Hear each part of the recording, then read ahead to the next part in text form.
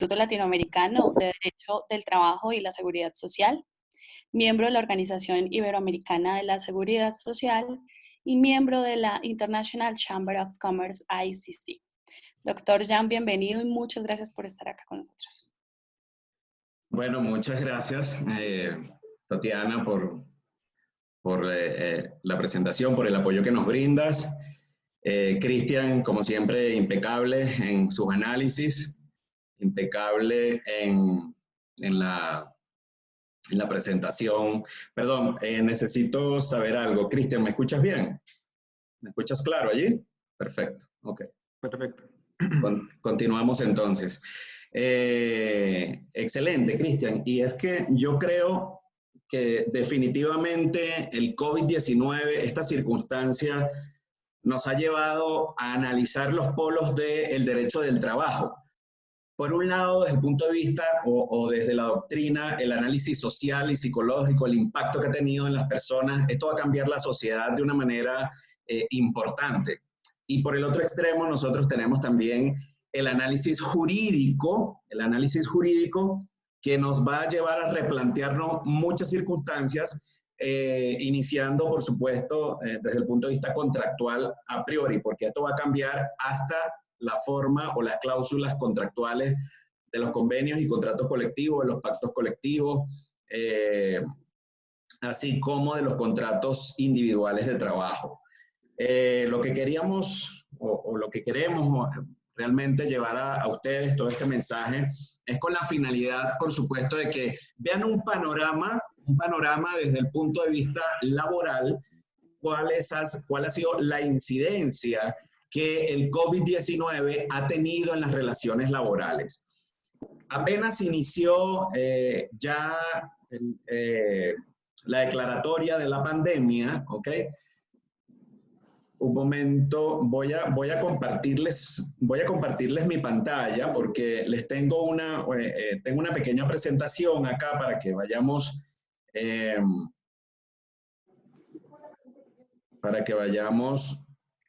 en sintonía, ¿no?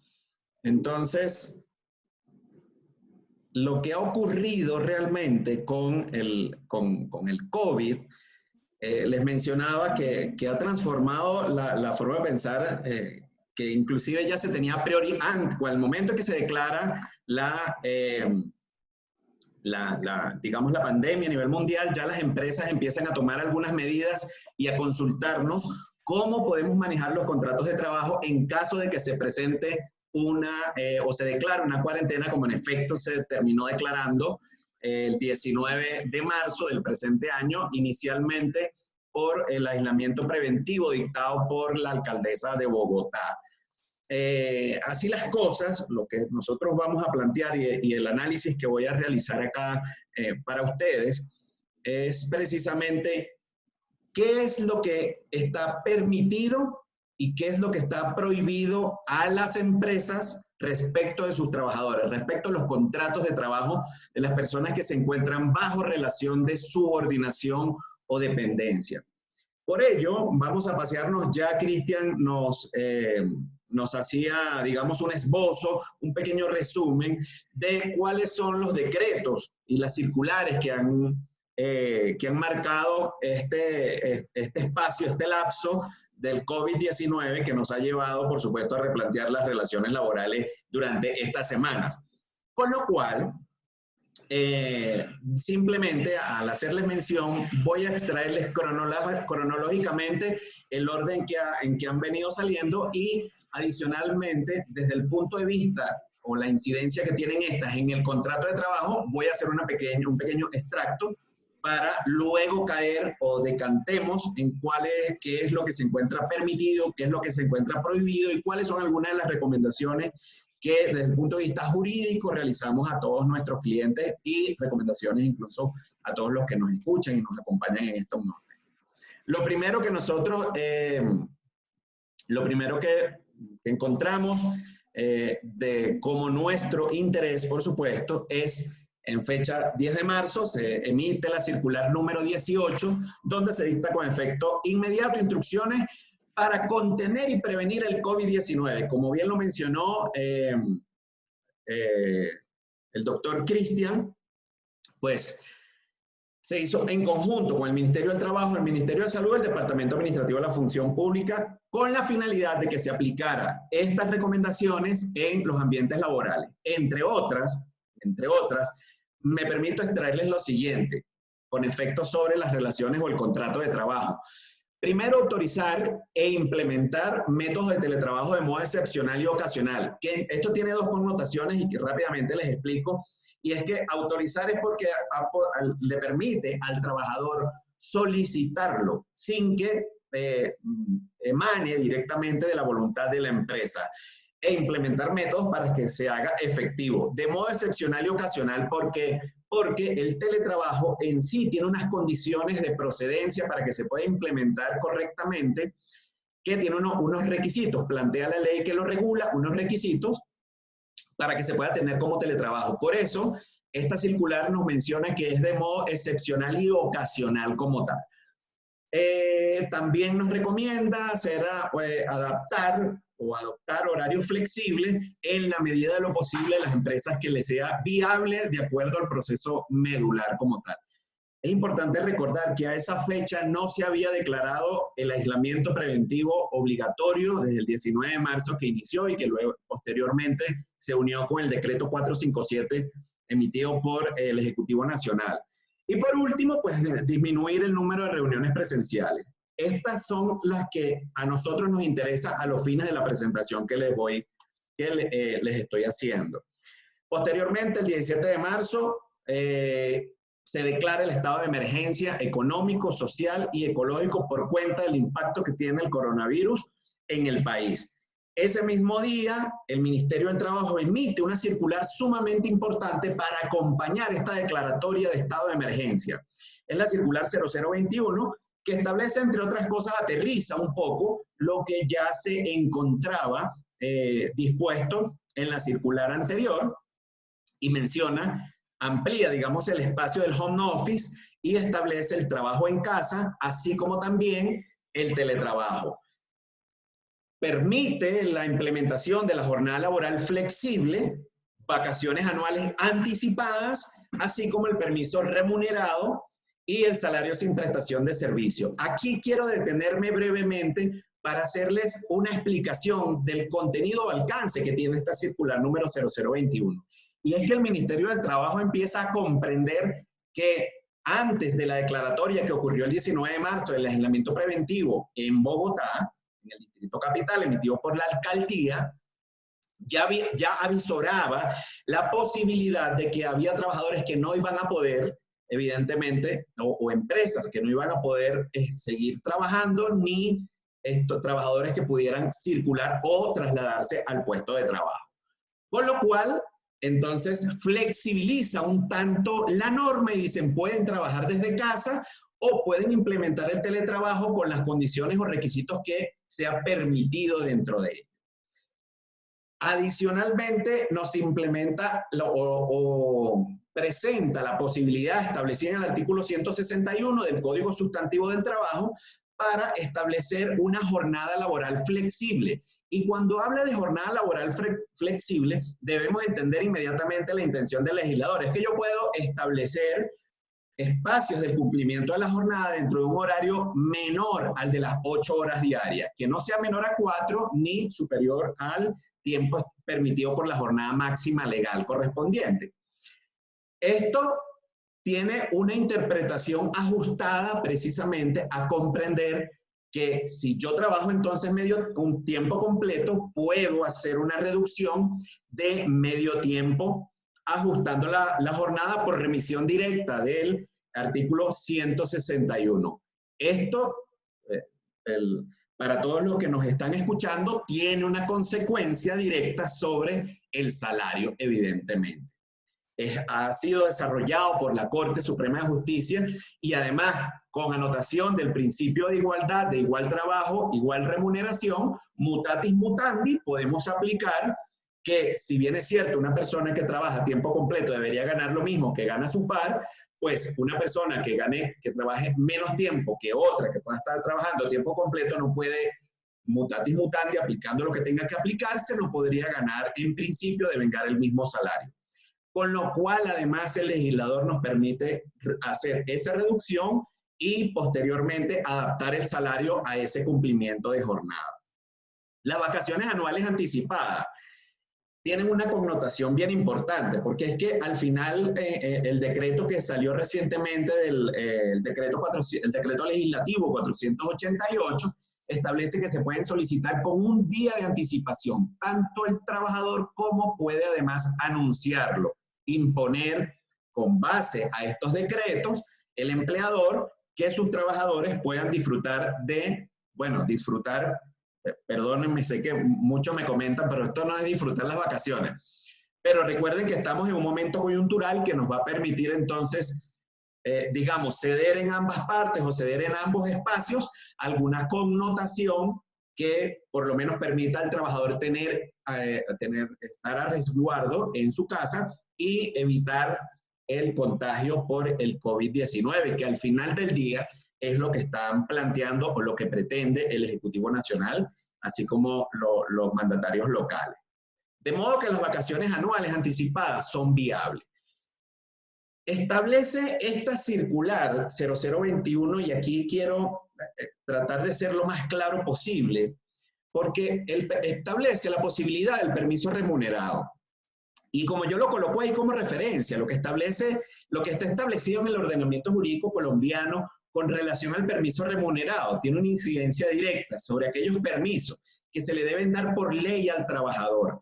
Entre otros, el que debería aplicar es la grave calamidad doméstica. ¿Por qué la grave calamidad doméstica? Pues es lo que pretende o nos hace ver el Ministerio del Trabajo a través de sus circulares, porque es algo que ha afectado la esfera individual del trabajador, con lo cual no le permite, de algún modo, no es previsible para él, no es resistible, entonces no le permite cumplir con su trabajo. Cuando no le permite cumplir con su trabajo, aquí ocurre algo. Es que tiene entonces una excusa jurídica, en teoría, para no asistir al trabajo, pero que se le dé un permiso remunerado. El Código Sustantivo del Trabajo no ha previsto circunstancias como esta para determinar que realmente la empresa esté obligada a dar un permiso remunerado, ¿ok? Siempre bajo las circunstancias de la evaluación que haga el empleador para concederla o no. Con lo cual, este caso no aplica de modo directo para cubrir el espacio de no trabajar y percibir el salario, que al final del día es lo que está en discusión. Bueno, si no trabajo, tengo derecho a percibir el salario. Y otra opción que establecía el Ministerio del Trabajo en esa circular 0021 era que el salario, el trabajador podía recibir el salario sin la prestación de servicio, bien sea por voluntad del empleador, por una conducta volitiva que compromete financieramente a la empresa con la finalidad de satisfacer los ingresos de su personal, o por culpa del empleador. Pero en este caso no es por culpa del empleador. Y cuando queda atado a la voluntad del empleador, entonces nosotros nos circunscribimos a decir, bueno, la empresa no está obligada a generar el salario sin la prestación del servicio, salvo por lo que está establecido en la norma y que no aplica al presente caso. Aquí las circulares y los decretos que se han emitido tratan de inspirarse en el principio de solidaridad, el principio del derecho al trabajo, el principio de estabilidad laboral, donde se propugna, por supuesto, mantener a los trabajadores con el salario y garantizarles el mínimo vital y móvil. Posteriormente, el 19 de marzo, un momento. Posteriormente, el 19 de marzo, entonces, la alcaldía de Bogotá, la alcaldesa Claudia Nayibe, todos la escuchan, la conocen, emite un decreto número 090, donde ya conocemos, inicia la limitación de la libre circulación de vehículos y personas en el Distrito Capital de Bogotá. Y se establece unas excepciones de cuáles personas pueden o no transitar. Esas personas son aquellas que se dedican, entre otras, a bienes, servicios esenciales propios para garantizar, digamos, la salud y el bienestar de las personas en Bogotá.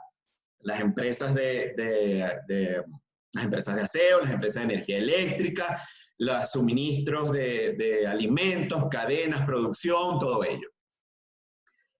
Y conjuntamente con ello, el Ministerio del Trabajo emite entonces una circular 0022, donde establece medidas para fiscalizar de manera rigurosa las decisiones que toman los empleadores durante esta emergencia sanitaria con ocasión a la que se ha decretado que se estableció en el decreto 090. No podían salir todas las personas, no todas las empresas entonces podían trabajar, solo aquellas que estaban autorizadas allí y a distancia o con teletrabajo, aquellas que pueden prestar servicio sin estar en la sede física de la empresa como tal. Así las cosas, entonces el Ministerio del Trabajo establece unas medidas e indica, bueno, lo primero que no vamos a tolerar o a permitir son despidos colectivos. No vamos a autorizar suspensiones de contratos laborales. Y entiéndase que para la determinación de la existencia de caso fortuito o fuerza mayor corresponde a la interpretación jurídica y análisis de un juez de la República. Pero nos deja una ventana y dice la valoración de las funciones del trabajador y la posibilidad de aplicar las medidas establecidas en la circular 0021, en la circular 0021, que es esta que acabamos de ver acá, de teletrabajo, trabajo en casa, jornada flexible, ver la posibilidad de aplicarlas, porque siguen siendo, en todo caso, recomendaciones. Analicemos rápidamente estos aspectos. Nos está diciendo no que no puedes despedir, porque ha ocurrido con nuestros clientes y algunos trabajadores que nos han consultado, si realmente existe una especie de protección, de inamovilidad para todos los trabajadores que no podrán ser despedidos. Y hay un error de interpretación allí, porque lo que no está autorizado son los despidos colectivos. Están permitidos los despidos con justa causa y adicionalmente están permitidos, si se quiere, como excepción a la estabilidad absoluta, los despidos de manera injustificada, pero que corresponda, por supuesto, la indemnización que realmente requiere el trabajador en ese caso.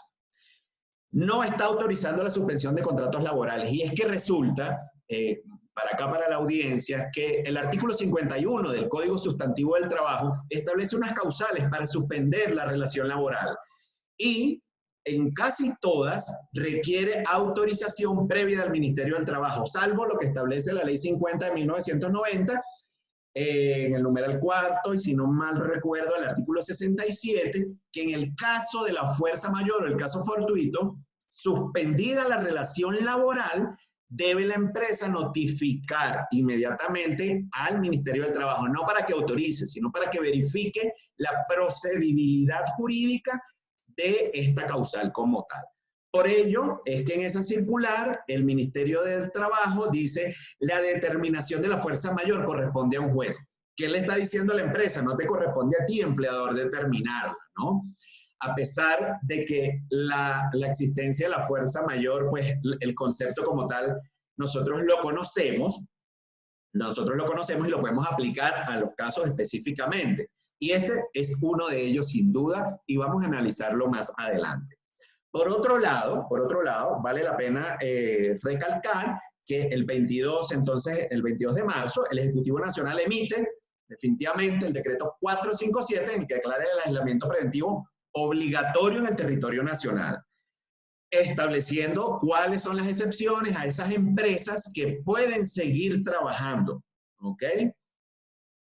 Y que ha sido recientemente extendido, al igual y a la par que ha sido extendido el decreto de aislamiento que a la par tenía la Alcaldía de Bogotá para ser consecuentes con la extensión que ha hecho el Ejecutivo Nacional. El 27, y con esto ya voy cerrando el análisis cronológico como tal, el 27 de marzo, el Ministerio del Trabajo, ante muchas decisiones que habían tomado empresas en retirar trabajadores, en hacer suspensiones, en declarar permisos no remunerados, el Ministerio del Trabajo, para contener este tipo de circunstancias o decisiones que se han venido presentando, adopta unas medidas y saca un decreto legislativo para aplicar, evidentemente, en el ámbito laboral, cuya finalidad y objetivo es la conservación del empleo y, a su vez, plantear alternativas a los trabajadores y empleadores dentro del decreto de emergencia que nos tiene aislados. ¿Ok? Uno de ellos es el retiro de cesantías. El retiro de cesantías es importante que se tenga, solamente es procedente en aquellos casos en que el trabajador ha sufrido una disminución en su ingreso mensual, de modo que la cesantía le permita como tal, perdón, me están escuchando bien, ¿verdad? Cristian, hazme una señal. Perfecto, gracias. Continúo. Entonces, ocurre lo siguiente: el retiro de cesantías, es importante que nosotros tengamos sumamente claro, es para aquellos trabajadores que han sufrido una disminución en su ingreso mensual. Y aquí entra un espacio que, por silogismo jurídico y por un análisis sistemático de la norma, podemos entender entonces que va acompasado con la medida o la decisión de que se puede hacer una reducción de la jornada para poder minimizar algunos impactos económicos en los procesos medulares de las empresas. De modo, porque bajo otras circunstancias no procedería este retiro de cesantía si un trabajador estuviese recibiendo el 100% de su salario. Con lo cual, podemos deducir que, o se puede establecerse, que podemos hacer una reducción de la jornada con impacto proporcional en el salario y permitirle al trabajador que haga uso del retiro de cesantía para compensar esa disminución. Así lo establece el decreto legislativo 488. Estableció, entre otras cosas, lo que ya les había mencionado, el disfrute de vacaciones un día antes, no como lo establece con el tiempo que lo establece la ley, sino de modo excepcional y temporal, un día antes, tanto el trabajador como la empresa. Y aquí viene otra recomendación sumamente importante, y es que la protección saca algo, digamos, una alternativa, el Ministerio del Trabajo, para emitir una protección al cesante. Y por cesante debemos entender a aquella persona que ha perdido su trabajo, ¿ok? Porque se ha confundido que esta protección al cesante puede acceder o puede tenerla aquellos trabajadores que han suspendido o que le han suspendido el contrato de trabajo. Y realmente no es así. La protección al cesante es una posibilidad para que las personas que no tienen trabajo en este momento, que lo han perdido por alguna razón o circunstancia, puedan hacer uso de esta protección como tal. ¿Y en qué consiste? Pues luego, posteriormente, la resolución 853 amplió los requisitos establecidos para la procedencia del decreto legislativo 488 y nos dice la transferencia económica para cubrir los gastos de acuerdo con las necesidades y prioridades que tenga la persona, el trabajador o el extrabajador como tal. ¿De cuánto es? De 2 salarios mínimos mensuales legales vigentes, y los cuales se deben dividir en 3 mensualidades iguales, ¿ok? Mientras dure la contingencia, hasta por un máximo, por supuesto, de 3 meses. Ocurre el 29 de marzo que el Ministerio del Trabajo entonces saca una circular, la 27, para establecer una prohibición de manera taxativa y directa a los empleadores de prohibirles que coaccionen a los trabajadores a tomar licencias no remuneradas. ¿Ok? Ahora, ¿en qué se basa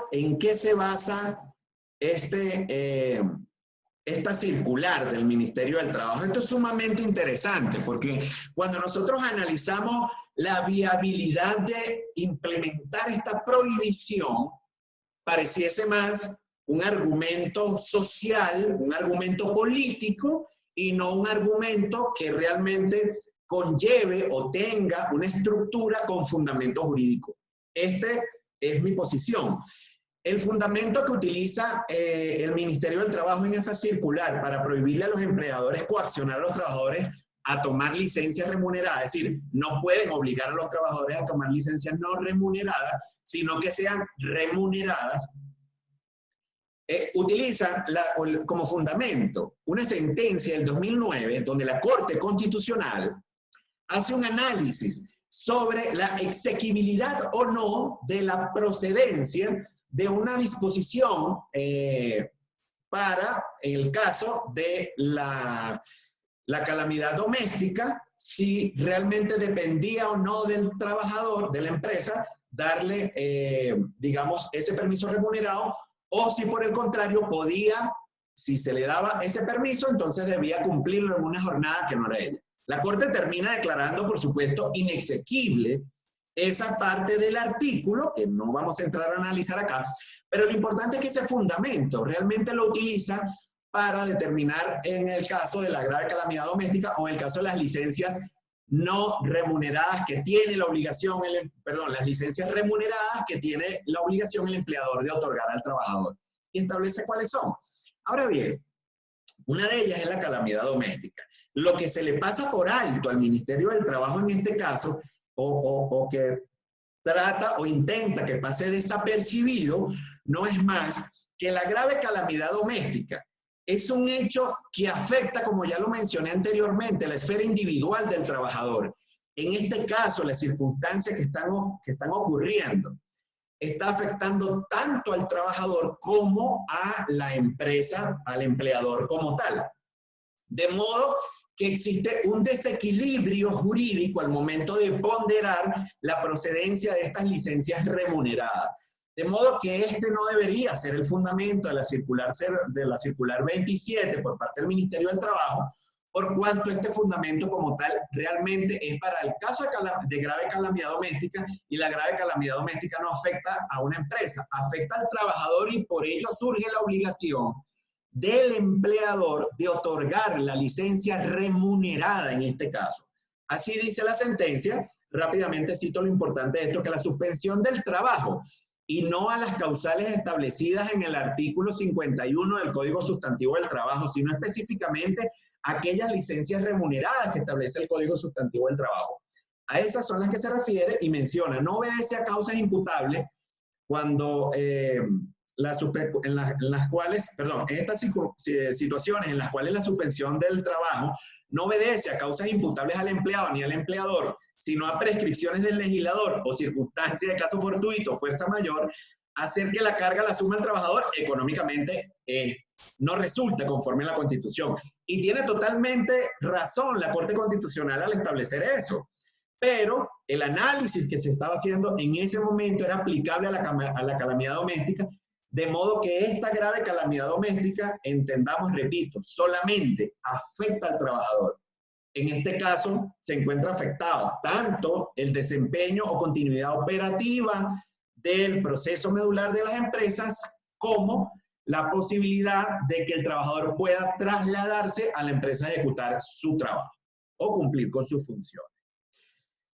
De modo que, bueno, y adicionalmente, esta circular establece la opción de solicitar una licencia no remunerada que debe provenir libre y directamente del trabajador como tal. No la puede imponer digamos, el empleador, ¿no? Ahora, de todo esto, hacemos un silogismo jurídico, aplicamos el análisis sistemático de la norma y hacemos la siguiente deducción. Bueno, ¿qué es lo que está prohibido entonces conforme a todas estas circulares y conforme a todas estas disposiciones o recomendaciones que nos da? Recuerden que son recomendaciones las que nos da el Ministerio del Trabajo a través de las circulares, salvo el decreto legislativo que bien estableció algunas condiciones y alternativas allí. Bueno, los despidos colectivos no están permitidos. Segundo, la suspensión unilateral del contrato no está siendo ni va a ser autorizada por parte del Ministerio del Trabajo. Ojo con esto, en aquellos casos en que corresponda de manera anticipada hacer la respectiva solicitud ante el Ministerio del Trabajo. Y tampoco pueden imponer licencias no remuneradas. Es decir, la empresa no le puede decir, usted empresario no puede decirle a sus trabajadores, mira, por favor necesito que me pases por escrito la solicitud de una licencia no remunerada. ¿Por qué? Porque esto va a tener, usted está teniendo una incidencia en la conducta volitiva del trabajador. Está incidiendo en su voluntad. Entonces, esto es lo que está prohibido. Repito, despidos colectivos no se puede despedir de acuerdo a lo que establece el código, la ley 50 de 1990. Debe entenderse cuáles son estos despidos colectivos. Me había confundido en el numeral anterior. Realmente el número 4 refiere a cuándo se entiende la existencia de un despido colectivo. Le pido me perdone, a veces la memoria nos conlleva tantos números y tantas leyes, específicamente el artículo 67, número 4 de la ley 50 de 1990. Allí se establece cuáles son esos porcentajes, que no vamos a entrar a discutir en este momento, de que sean despidos colectivos, ¿ok? No están permitidos la suspensión unilateral de los contratos porque el Ministerio del Trabajo no va a autorizar en aquellos casos en que debe pedirse de manera anticipada y tampoco se pueden imponer licencias no remuneradas. Ahora entramos a la luz verde del semáforo, ¿no? Ahora estamos en esta autopista llamada COVID, donde transitan, por supuesto, los trabajadores, las empresas que no pueden sostener, digamos, de algún modo los procesos productivos. Y bueno, entonces, ¿qué está permitido jurídicamente hablando en mi consideración? Salvo mejor criterio y lo que hemos hecho, lo que hemos analizado en este momento, primero, está permitido el trabajo en casa. Se ha autorizado de manera excepcional las condiciones propias para que proceda el teletrabajo. 2, está permitido hacer una reducción de la jornada. Se puede. Había una pregunta que me hicieron al email. ¿Qué pasaba? O sea, ¿puedo hacer una reducción? Por supuesto que puede. Además, es una de las recomendaciones del Ministerio del Trabajo. Aplicar el tema de la jornada flexible. La jornada flexible tiene varias connotaciones que no, por temas de profundidad, no voy a explicar acá, pero que hemos recomendado a nuestros clientes la implementación de la misma, en resguardo de todos los derechos que tienen los trabajadores, con lo cual es perfectamente viable aplicar una reducción de la jornada. Al final del día se le garantiza un ingreso al trabajador. Lo que sí he hecho yo, o hemos hecho en Legal Trust, es recomendar a los clientes que a pesar de que existe una reducción de la jornada, se siga cotizando, por supuesto, por el monto completo y que la incidencia de esto no tenga, digamos, la incidencia de esa reducción proporcional salarial no tenga una incidencia en las prestaciones sociales del trabajador, de modo que podamos compensar o establecer una ayuda a los trabajadores también, pero también permitiendo que las empresas se mantengan desde el punto de vista financiero. ¿Okay? ¿Qué está permitido? El permiso remunerado, pero cuando lo solicita el trabajador. Y aquí coloco grave calamidad doméstica porque no quiero que vayan a confundirlo como algo que está obligado a la empresa a darlo. La empresa no está obligada como en el caso de la grave calamidad doméstica, que sí está obligado. En este caso, incluso lo vimos en una de las circulares, el Ministerio del Trabajo dice, queda a potestad del trabajador, de la empresa, hacer una evaluación o un análisis de la procedencia o no, o el otorgamiento del permiso remunerado como tal. El salario sin prestación de servicio, sí, es una posibilidad que puede establecerse, como ya les había mencionado, bien sea por voluntad. En este caso tendría que ser por voluntad de la empresa, porque aquí no existe la culpa del empleador como tal. ¿Ok? No se está prestando el salario no porque no haya, digamos, o porque exista culpa del empleador en este caso, ¿no? Entendiendo la culpa como la negligencia, imprudencia, impericia, inobservancia de normas, ¿ok? O incumplimiento de estas. Y también puede darse o está permitido los despidos y aquí quiero tratar de dibujar de la manera más quirúrgica, jurídicamente hablando esto. Oigan, nos consultaban la semana pasada, pero ¿se puede despedir a alguien? Sí, sí. No existe una disposición dentro del ordenamiento jurídico a este momento que impida el despido justificado de aquellas personas que incurran en una falta. ¿Ok? Grave, por supuesto. También están permitidos los despidos no justificados, es decir, sin justa causa. Es que no hay nada que ampare, salvo por supuesto que no constituya un despido colectivo o que la persona no se encuentre investida de una protección especial, estabilidad laboral reforzada, porque aquí se sigue dando el mismo tratamiento en condiciones normales. Una persona que se encuentre investida de estabilidad laboral reforzada no puede ser despedida sino con autorización del Ministerio del Trabajo, y en aquellos casos en que exista el fuero sindical, entonces también aplica lo propio, así como en el fuero circunstancial. De esta manera, pues debemos entender, además, que aquí en Colombia la estabilidad no es absoluta, es relativa. De modo que usted puede despedir a alguien sin justa causa para pagarle, darle la correspondiente indemnización que establece el Código Sustantivo del Trabajo para estos casos y dependiendo la modalidad contractual en la que se encuentre el trabajador. ¿Ok? Hemos diseñado y hemos recomendado la implementación para aquellos trabajadores o empresas que se encuentran bajo, para aquellas empresas que se encuentran cobijadas por la excepción de los decretos de aislamiento preventivo, que pueden circular y que pueden trabajar, sus trabajadores pueden circular y las empresas tienen la obligación de seguir trabajando. Hemos diseñado y recomendamos además una implementación de un salvoconducto especial y temporal donde se identifique la condición de la empresa, la condición del trabajador, la identificación de la empresa, la identificación del trabajador, así como la identificación del proceso medular y por qué se encuentra exceptuado de la aplicación de estos decretos de aislamiento para que no tengan problemas. La hemos implementado con todos nuestros clientes y ha funcionado de una manera excelente. No han tenido ningún tipo de inconvenientes. En algunos casos los han detenido la policía, los han parado y ellos han mostrado su salvoconducto, se han identificado y ha procedido tranquilamente, han seguido a su trabajo como tal. Quiero hacerles mención de una sentencia reciente del 3 de abril, esta sentencia del juzgado 13, Civil Municipal de Cartagena de Indias. Ese es el número del radicado. ¿Qué ocurrió acá? Una empresa, un restaurante, hace de manera unilateral una suspensión.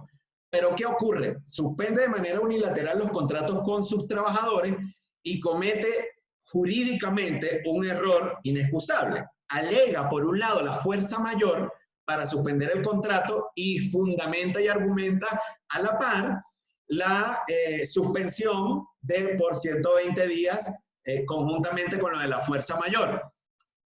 Ambas causales son incongruentes entre sí, no pueden sostenerse por la misma razón. Y eso responde a un tecnicismo jurídico y un análisis doctrinal que ha desarrollado además la Corte Suprema de Justicia en la sala laboral, al determinar que la fuerza mayor o el caso fortuito es algo ajeno a la esfera del proceso medular de la empresa. Es imprevisible, es irresistible al empleador. En cambio, en el caso de la suspensión por 120 días, generalmente ocurre por algunas circunstancias propias de la empresa. Bueno, esta suspensión le fue suspendida al empleador como tal. ¿Y qué ocurrió? Pues nada, lo que se tenía esperado. La decisión dijo que no le era aplicable el retiro de cesantías porque uno de los argumentos de la empresa era que él podía hacer retiro de sus cesantías y la protección al cesante, establecidas en el decreto que les mencioné. Pero por el análisis que les hice anteriormente, evidentemente no era procedente en este caso. Con lo cual ordenaron el reintegro. Por eso hay que ser sumamente cuidadoso y las empresas asesorarse muy bien de los expertos en esta área, los que nos dedicamos a esta parte del derecho, para poder tomar las decisiones correctas que deban aplicarse. No hay una fórmula jurídica perfecta en este caso, en este momento. Aquí sale al aire, sale a flote la pericia y el análisis ajustado a la intención del legislador que ha tenido las normas o que tiene las normas y las disposiciones para poder asesorar de manera correcta tanto a empresas como a trabajadores en el caso a que se dedique, por supuesto, cada uno. Brevemente, unas recomendaciones que nosotros podemos darle a priori, que seguramente tienen algunas dudas, y con esto ya voy terminando, para no aburrirlos más con estos análisis jurídicos, pero les quiero hacer algunas menciones. Por ejemplo, las empresas que deben, las recomendaciones debemos dividirlas así. Las empresas que deben trabajar, las que se encuentran, por supuesto, exceptuadas de la aplicación del aislamiento preventivo obligatorio. Las empresas que están funcionando con teletrabajo porque su proceso lo permite, pero que no se encuentran exceptuadas del aislamiento, del decreto de aislamiento preventivo, y las empresas que no se encuentran funcionando porque su proceso medular definitivamente no lo permite. Para las empresas que deben trabajar, las recomendaciones, aplicar las normas, las disposiciones y todas las recomendaciones que hay en este momento en materia de seguridad y salud en el trabajo para apalancar, por supuesto, todo lo que Cristian nos mencionó en su importante e interesantísima exposición. Y aplicar home office aún cuando puedan trabajar, los que puedan hacerlo desde casa en los casos que apliquen, ¿ok? Las empresas que están funcionando con teletrabajo porque su proceso lo permite, tienen por supuesto cargos no indispensables. Porque me lo preguntan, mire, ¿qué hago con un trabajador que, bueno, estoy trabajando desde casa, pero hay trabajadores que no tienen, ¿ok? ¿Cómo realmente ejecutar sus funciones? Bueno, hemos recomendado en este orden vacaciones anticipadas, que me imagino ya muchos las otorgaron, ya están por vencerse. Luego se puede proponer una reducción de la jornada si lo permite el estado financiero de la empresa y la producción de la misma. Esto implicaría, por supuesto, una reducción del salario, como ya lo expliqué, con base al principio de igualdad y que ha sido permitido además por diferentes decisiones de la Corte Suprema de Justicia en la sala laboral. Caso contrario, le comento aquí a la audiencia, pues se propone entonces una suspensión, pero oigan esto, una suspensión de mutuo acuerdo. En el caso donde, para alegar, por supuesto, caso fortuito fuerza mayor. ¿Por qué? Porque esto es algo que no ha podido controlar, ni prever, ni resistir la empresa, así como tampoco lo ha podido hacer el trabajador. Ciertamente no hay culpa, pero de ambas partes en este caso. Y ambos están soportando una carga bastante fuerte, ¿ok? De modo que es posible la viabilidad de llegar a acuerdos con el trabajador para suspender durante el tiempo que tiene establecido la duración o vigencia del aislamiento preventivo por caso fortuito fuerza mayor y evidentemente justificando cuando sea procedente, por supuesto, porque esto no aplica a todas las empresas ni a todos los casos, justificando la inoperatividad y el estado financiero como tal. Esto habría que analizarlo para ver si es procedente en algunos casos, porque hay otros casos en los que no, para nada es procedente y estaríamos violando los derechos del trabajador y existiría un riesgo alto. ¿Qué estaríamos demostrando acá? La buena fe. ¿Por qué? Porque primero hemos dado las vacaciones anticipadas, pudiéramos dar en algunos casos un permiso remunerado puntual por algunos días mientras dura la primera fase, y en caso de extensión de la fase que ya se extendió, pues plantear al trabajador para no perder, para no hacer despidos forzosos, llegar a acuerdos con ellos para hacer una suspensión, manteniéndole, por supuesto, toda la seguridad social y además sin disminución de las prestaciones sociales. Las empresas que no están funcionando, aplicamos exactamente esto último que les acabo de recomendar. ¿Qué no recomendamos? No recomendamos que requieran al trabajador que le solicite a la empresa una licencia no remunerada. Esto genera un alto riesgo de conflictos jurídicos, sin embargo, podemos analizar en cada caso la procedencia de otras alternativas, dependiendo de los procesos medulares de la empresa como tal, ¿ok? Por otro lado, quería comentarles brevemente, y ya con esto cierro, ¿cuál es el futuro del trabajo luego del COVID? Pues esto suena duro, pero va a haber un mayor desempleo por muchas razones.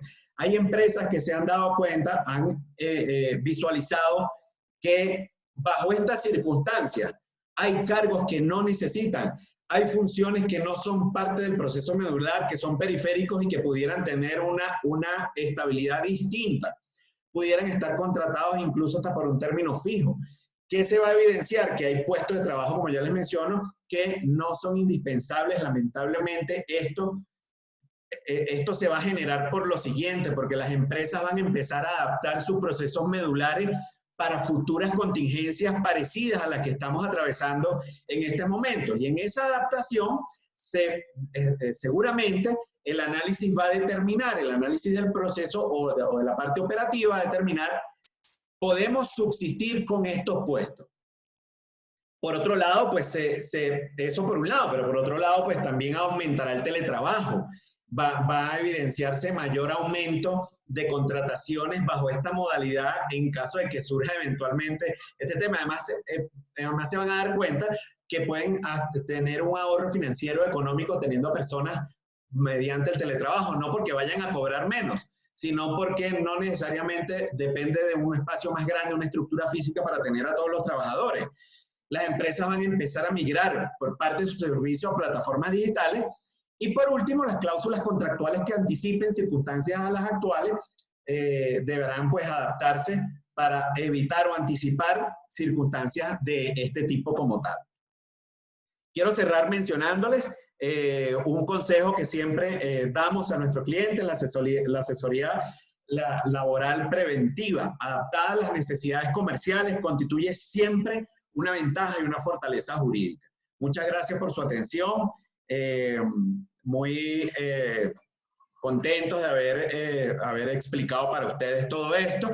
Tengo unas preguntas brevemente. ¿Es viable que la empresa pida a sus empleados la donación del 10% de sus salarios de diciembre para aguantar la coyuntura?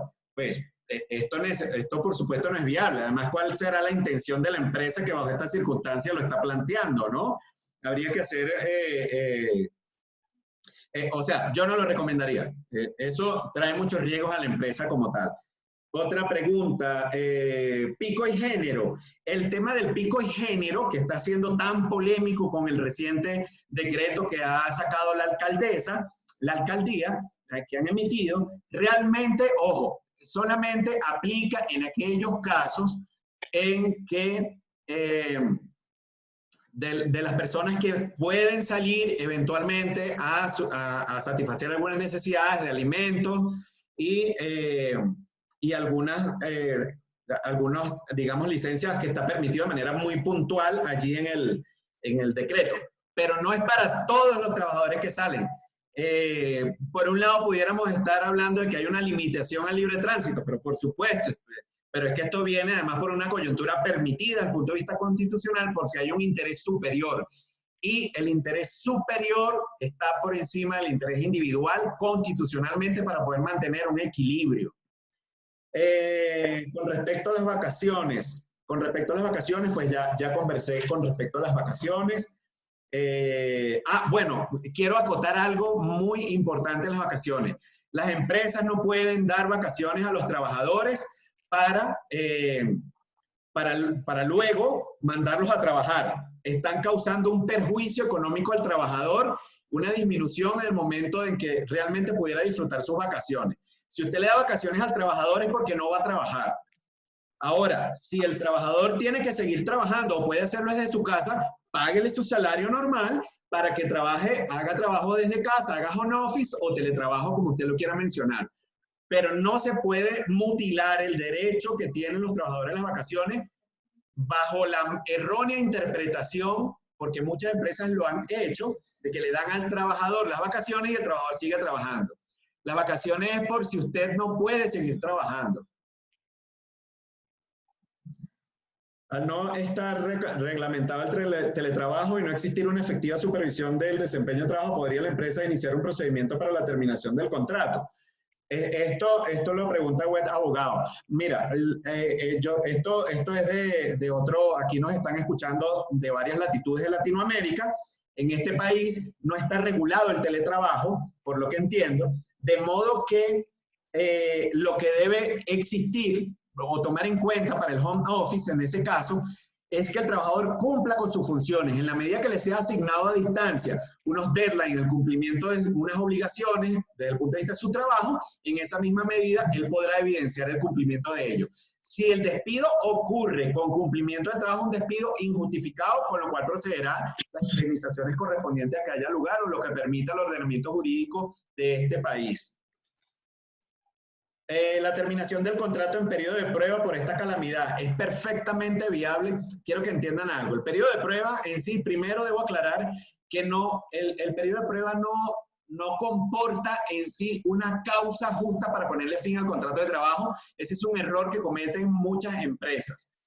El periodo de prueba es un espacio, primero, que tiene que constar por escrito, ¿ok? Y con el tiempo establecido en la ley, tiene un límite para ello. Lo cierto es que es un espacio para que la empresa evalúe por su parte el desempeño del trabajador. Si el trabajador no cumple con las funciones, si el trabajador incurre en justa causa para despedirlo, pues puede proceder tranquilamente. ¿Qué recomiendo y qué hacen mis clientes? Necesariamente en cada uno de los casos, no importa que el trabajador se encuentre en periodo de prueba, se procede a hacerle un procedimiento de descargos para justificar el por qué se le está poniendo fin al contrato de trabajo. Eso es lo recomendable en todos y cada uno de los casos. Hacer lo contrario es poner en riesgo a la empresa, es poner en riesgo al empleador, económicamente hablando, y enfrentarse a un litigio completamente innecesario. Porque si el trabajador interpone una acción de tutela por cualquier motivo o una acción judicial pidiendo el reintegro, o la indemnización por despido injustificado, va a ser procedente si no se le da el tratamiento que permita el derecho a la defensa y el debido proceso del trabajador. Pero sí, es viable el despido en periodo de pruebas acá. Como ya les comenté, es viable incluso despedir sin justa causa a un trabajador. No está prohibido hasta este momento. Última pregunta. ¿En los contratos de servicio de salud ocupacional tienen contrato de prestación de servicio? La empresa tiene contrato de prestación de servicio, lo suspendió. ¿Es válida la suspensión? Aquí tendríamos que evaluar, bueno, este es un poco más para Cristian, pero hablando del tema de suspensión, yo te respondería lo siguiente. Entendiendo aquí, ¿no?, que los servicios de contrato de salud ocupacional tiene la empresa un contrato de prestación de servicios. Si usted tiene al trabajador por una obra o labor, puede por la suspensión directa que le está haciendo la persona o la empresa beneficiaria de la labor o el servicio que usted está prestando, hace una suspensión, necesariamente tiene que hacerlo así. Si tiene a los trabajadores bajo la modalidad diferente a un contrato por obra o labor, entonces no puede hacerlo, no podrá hacerlo, porque el único caso en que usted puede, digamos, suspender o poner fin incluso al contrato de trabajo, porque termina, le suspenden a usted un contrato, es lo que estoy entendiendo, le suspenden un contrato, el beneficiario de la obra, usted como contratista le suspenden, pues tiene que responder usted por sus trabajadores si lo tiene bajo una modalidad distinta. Esto ocurre mucho porque las empresas contratan bajo la modalidad equivocada. Existen 4 modalidades de contratos laborales y generalmente las empresas utilizan muy mal cada una de ellas, ¿ok? En detrimento del trabajador, y al final terminan pagando mayor indemnización. Con esto, pues nada, hemos cerrado. Sí, ya va, Cristian, ya te doy. Es posible que se pague salario acá nos preguntan en Instagram. Por Instagram, es posible que se pague salario sin trabajar, pero que el trabajador reponga ese tiempo posteriormente a la contingencia. Mira, no es viable. No es viable y no lo recomiendo por una razón muy sencilla. Esto es Laura Sandoval, abogada, en Instagram. Laura, te comento lo siguiente. Esto no es viable por una razón. Resulta que la sentencia que les había mencionado anteriormente, que utiliza de fundamento el Ministerio del Trabajo para decir que no se puede imponer una carga cuando no es causa imputable al trabajador ni a la empresa que el trabajador no reciba su salario. Eso fue para declarar la inexequibilidad de un artículo como ya les había explicado, en el cual se establecía la posibilidad de que el trabajador repusiera posteriormente a su reintegro ese tiempo perdido.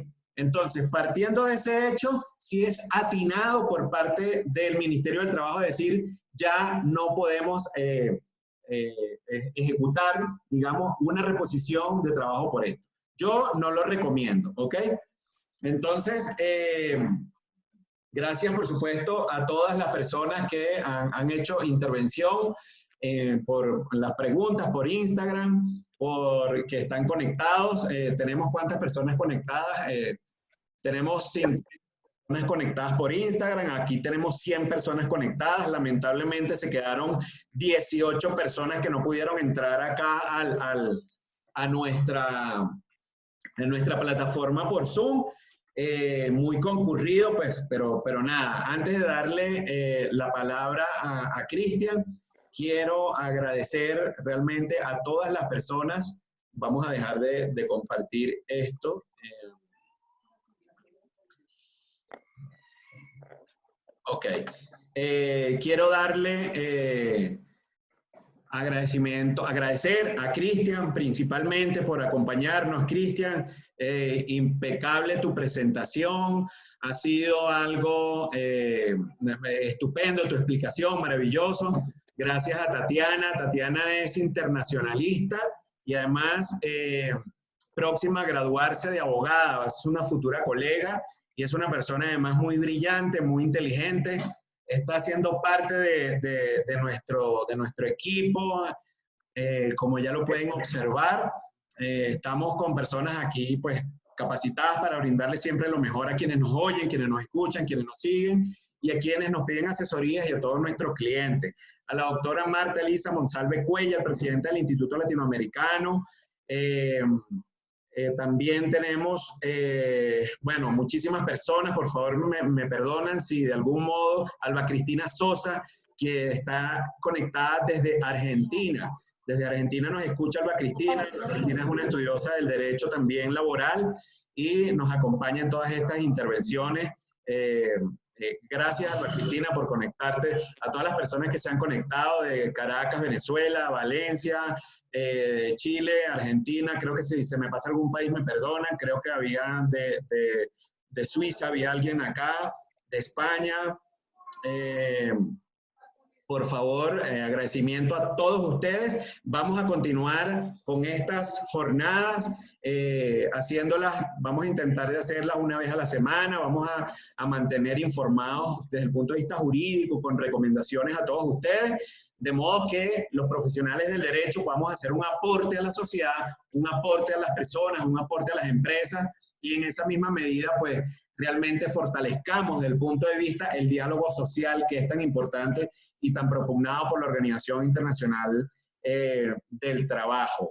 Quiero también agradecer al doctor Lucio Hurtado Díaz, quien es socio y director del bufete Díaz Hurtado, quien nos ha acompañado y nos ha colaborado en toda esta presentación también.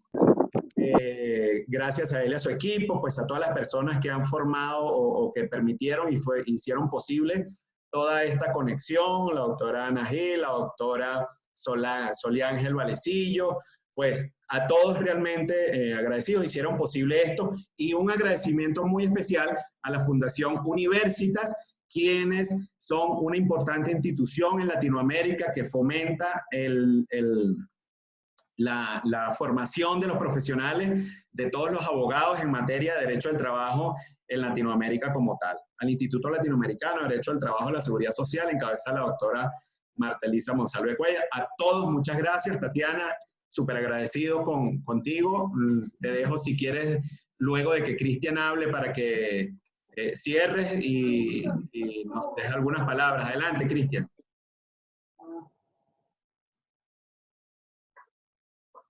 ¿Me escuchan? Perfecto. Listo. Entonces, pues muchas gracias, Jan, también por la invitación, a todos los participantes.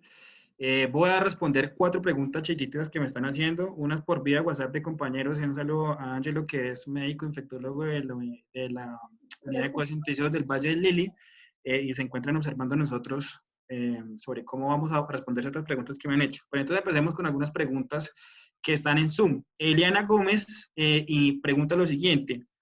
Y solamente la obligación de la ARL de otorgar esas dotaciones, esos elementos de protección personal, perdón, es para el sector de la salud. La respuesta es sí, pero hay excepciones cuando son trabajadores de exposición directa, perdón, indirecta y exposición, digamos, que es menguada.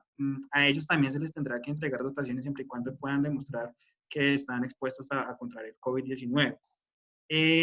Otra pregunta que me parece bien importante e interesante es si un trabajador que digamos, presta sus servicios como vigilante en un centro hospitalario, ¿quién le entrega las dotaciones?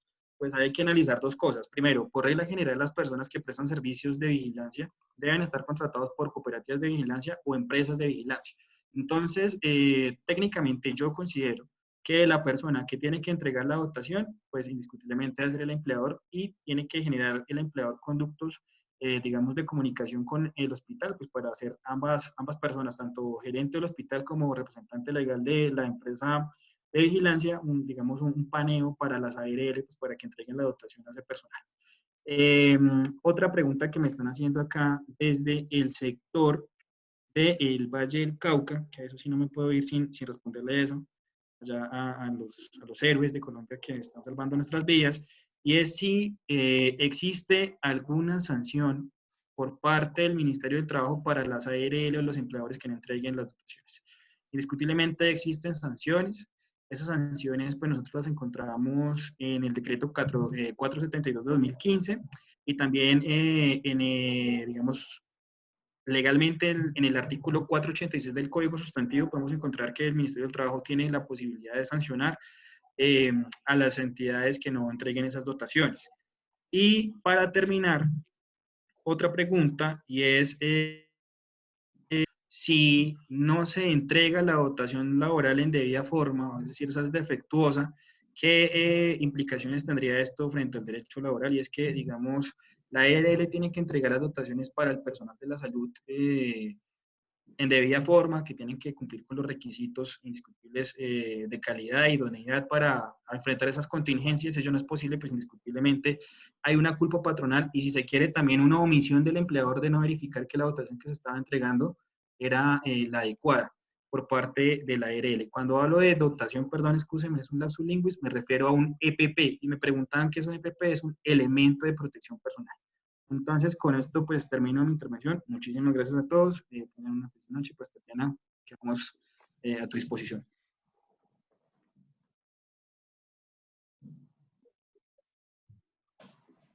El micrófono. No te escuchamos, Tatiana. Hola. Ya, ¿Listo? hola. Listo. Sí. Los nervios. Hola. Bueno, los dos, muchas gracias por sus interlocuciones muy valiosas. Por cierto, acá muchos chats de felicitaciones, de que deberíamos hacer muchos más. Sobre todo, la gente está muy emocionada porque con la situación de nuestro país, laboralmente hablando, pues esto amplía un poco más las posibilidades jurídicas y sobre todo aclarar las dudas que pues de esto se empiezan a derivar. A todos muchas gracias doctor Jan por hacerme partícipe de esta live, al doctor Cristian mil gracias por su oportuna y tan buena intervención y a todos mil gracias por estar acá. Quería mencionar, por favor, Tatiana, déjales mi correo, allí te lo envié a tu chat. Y también, por favor, Cristian, deja tu correo allí para que los que tengan dudas te puedan contactar, ¿ok? Okay. Muchas gracias. Sobre esto y también dejo mi mail para que aquellas preguntas que no pudimos responder por cuestiones de tiempo, pero estoy seguro que muchas quedaron aclaradas con toda la presentación. Por favor, no duden en contactarnos, estamos completamente a la orden.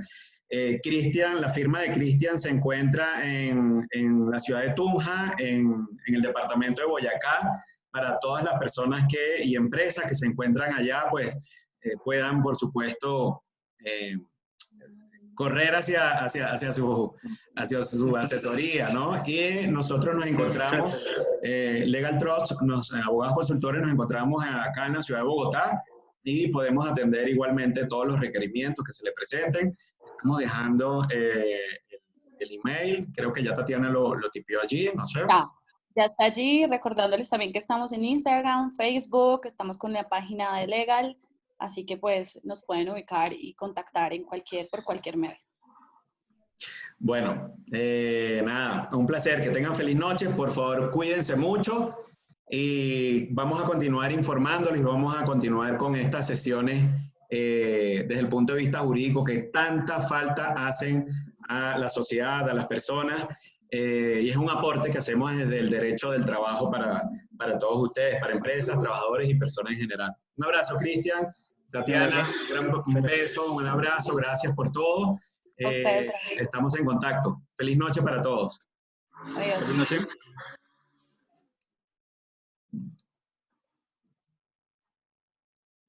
Feliz noche, profe. Muchas gracias. Feliz noche, Jan. Muchas gracias. Muchas gracias. Gracias. Génesis, qué bueno escucharte. Muchas gracias, profe. Sí, terminé una reunión tarde y no me pude conectar antes, pero pues ahí estuve un rato. Perfecto, perfecto. Bienvenida, Génesis. Gracias por acompañarnos. Maestro, muchas gracias. No, bueno, no es Aprendimos mío. muchísimo. Gracias. Maestro, muchas gracias. Aprendimos muchísimo el día de hoy. Intervenciones impecables, la del doctor Cristian y la del doctor Jan. Mil gracias. Excelente intervención. Dios los bendiga. Gracias, hasta luego. Gracias, ya por la invitación, gracias. Hasta luego. Profe, muchas gracias, que Dios lo bendiga. Hasta luego. Gracias. Igualmente para ustedes. Hasta luego. Alba Cristina, un gran abrazo, por favor. Nos comunicamos por WhatsApp, ¿ok? Hasta luego. Gracias por acompañarnos.